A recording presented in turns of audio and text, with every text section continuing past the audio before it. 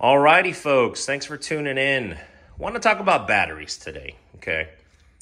This is the Old Town AutoPilot 120. It's a motorized kayak, if you're not aware. The motor actually goes there, and right now, was just doing some preventative maintenance on it. It's back there. Anyhow, when I was looking to buy this kayak, you need a battery, right? The recommended battery is at least 100 amp hour lithium battery, and I was shocked how expensive they were. They were close to like $1,000 for a battery. I mean, you've already spent a lot for the kayak and all the accessories that go with it. Now you got to dump another $1,000. But a buddy of mine introduced me to a company called Ampere Time. Highly recommended it. Had been using it for a couple years, and he said it would work flawlessly. And it was like $300. So I was like, okay, worth a shot. I used that battery for probably over 200 hours on the water. Never had any problems. I've yet to actually drain it. And there's been a few times where I've tried to just full speed, go as long as I can, and I still have yet to drain the battery. Well, that Ampere Time company has rebranded to Lead Time. And they've actually come out with something I haven't seen before. I could be wrong, but I think it's the only battery in its size for 100 amp hours. And it's called the Mini.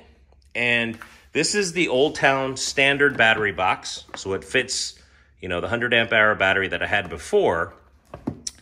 But this thing takes up so little room. I actually had to put spacers in there because there was so much space. And what I may do is I could throw a Plano box in there, some Naqua batteries, even some rain gear, just because there's so much space, and it's still the same 100 amp hour battery.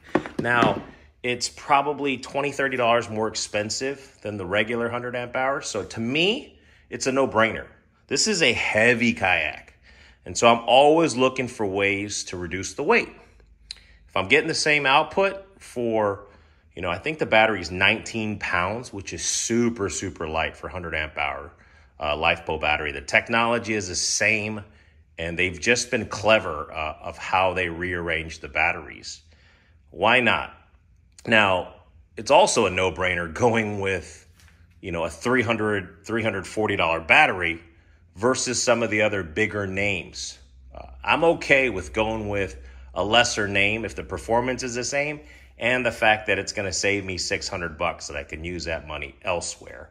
I have a shunt meter here, and it's really simple to do. This isn't part of the battery, but it's really like 2 seconds to set up. I think the shunt meter is amped outdoors. But yeah, I just can't say enough about the battery. I use the charger that you can buy from Lead Time. It's a 20 amp hour fast charger, and it works great. In theory, if you drain the battery to zero, it would take you 5 hours, but I haven't drained it, not even close to zero. So it's on the charger 2-3 hours. There's a red light, turns green when it's charged, and I'm ready to go. But yeah, I just can't say enough about this battery.